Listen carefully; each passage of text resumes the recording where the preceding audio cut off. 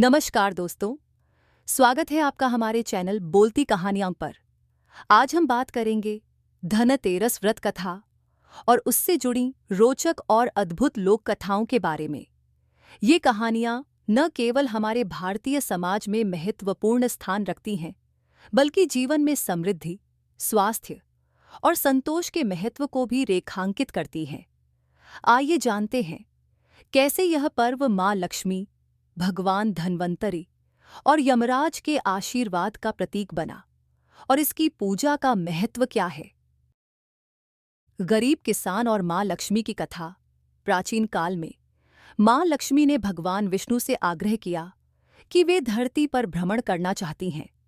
भगवान विष्णु ने माँ लक्ष्मी की यह इच्छा स्वीकार कर ली, लेकिन एक शर्त रखी कि माँ लक्ष्मी धरती पर किसी भी प्रलोभन में नहीं फंसेंगी और दक्षिण दिशा की ओर नहीं देखेंगी। माँ लक्ष्मी ने इस शर्त को मान लिया। धरती पर भ्रमण करते हुए माँ लक्ष्मी का मन चंचल हो उठा और उनके मन में दक्षिण दिशा की ओर देखने की तीव्र इच्छा हुई।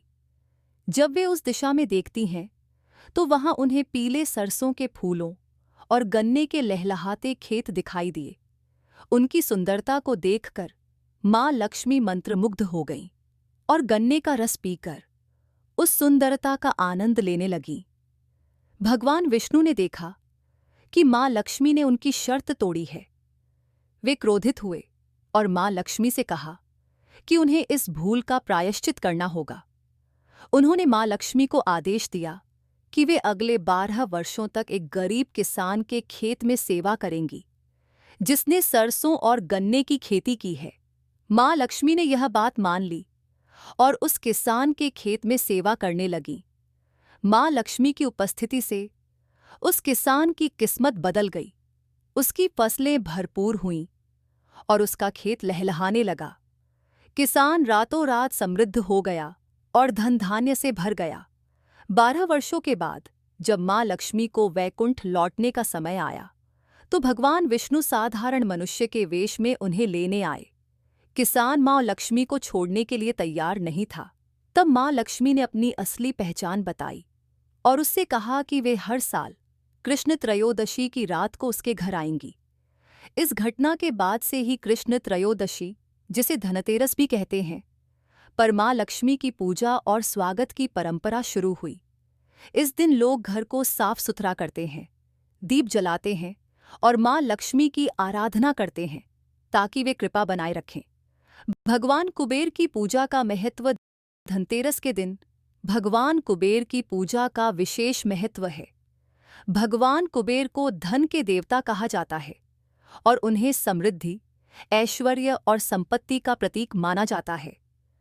हिंदू मान्यताओं के अनुसार भगवान कुबेर के आशीर्वाद से घर में धन धान्य की कमी नहीं रहती और परिवार में आर्थिक उन्नति होती है। इस दिन कुबेर जी का पूजन विशेष रूप से किया जाता है ताकि घर में समृद्धि आए। लोग इस दिन सोने चांदी के सिक्के, आभूषण और बर्तन खरीदते हैं। मान्यता है कि धनतेरस के दिन जो चीज खरीदी जाती है उसमें कई गुना वृद्धि होती है। धन्वंतरि का जन्म और उनकी पूजा की कथा। धनतेरस के दिन समुद्र मंथन के दौरान भगवान धन्वंतरि अमृत कलश लेकर प्रकट हुए थे। भगवान धन्वंतरि देवताओं के चिकित्सक हैं और स्वास्थ्य और आयुर्वेद के देवता माने जाते हैं। धनतेरस का दिन उनके प्रकट होने के रूप में भी मनाया जाता है। इस दिन चांदी का कोई पात्र या लक्ष्मी गणेश अंकित सोने चांदी का सिक्का खरीदना शुभ माना जाता है। यह परंपरा आयुर्वेद और स्वास्थ्य को बनाए रखने का प्रतीक मानी जाती है। भगवान धन्वंतरि के हाथ में अमृत से भरा हुआ कलश था, इसलिए इस दिन चांदी या बर्तन खरीदने की परंपरा है। दीप जलाने की कथा। राजा हेम के पुत्र की कहानी। धनतेरस के दिन दीप जलाने की भी एक रोचक कथा है। कहते हैं कि एक राजा थे जिनका नाम हेम था। दैव कृपा से उन्हें एक पुत्र रत्न की प्राप्ति हुई। ज्योतिषियों ने जब बालक की कुंडली देखी तो पाया कि विवाह के ठीक 4 दिन बाद उसकी मृत्यु का योग है। राजा इस भविष्यवाणी से अत्यंत दुखी हुए और उन्होंने पुत्र को ऐसी जगह भेजा जहां कोई स्त्री उस पर दृष्टि न डाल सके। कुछ वर्षों बाद एक दिन एक राजकुमारी उधर से गुजरी और दोनों ने एक दूसरे को देखकर गंधर्व विवाह कर लिया। विवाह के 4 दिन बाद यमदूत उस राजकुमार के प्राण लेने आए। राजकुमार की नवविवाहिता पत्नी अपने पति की मृत्यु के भय से रोने लगी। यमदूतों का हृदय द्रवित हो गया, पर वे अपने कार्य को नहीं रोक सकते थे।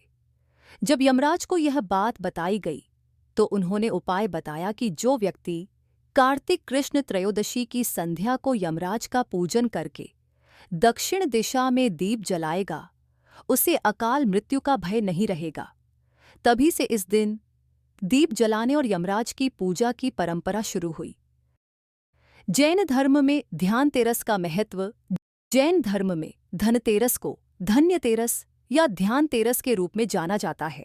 कहा जाता है कि इस दिन भगवान महावीर ने योग निरोध के लिए ध्यान में प्रवेश किया था और 3 दिनों तक ध्यान में रहने के बाद दीपावली के दिन उन्होंने मोक्ष प्राप्त किया। इसलिए जैन धर्म में भी इस दिन का विशेष महत्व है। राष्ट्रीय आयुर्वेद दिवस का महत्व। आज के समय में आयुर्वेद को बढ़ावा देने के लिए भारत सरकार ने धनतेरस को राष्ट्रीय आयुर्वेद दिवस के रूप में घोषित किया है। यह दिन हमें स्वास्थ्य के महत्व की याद दिलाता है और आयुर्वेद के सिद्धांतों का पालन कर जीवन को स्वस्थ बनाने के लिए प्रेरित करता है। तो दोस्तों, ये थी धनतेरस से जुड़ी विस्तृत और अद्भुत कथाएं। हम आशा करते हैं कि आपको यह कहानी पसंद आई होगी। अगर आपको हमारी यह प्रस्तुति अच्छी लगी हो तो कृपया हमारे चैनल बोलती कहानियां को सब्सक्राइब करें और इस कहानी को अपने दोस्तों और परिवार के साथ शेयर करें। धनतेरस का यह पावन पर्व आपके जीवन में समृद्धि, स्वास्थ्य और खुशियों की रोशनी लेकर आए।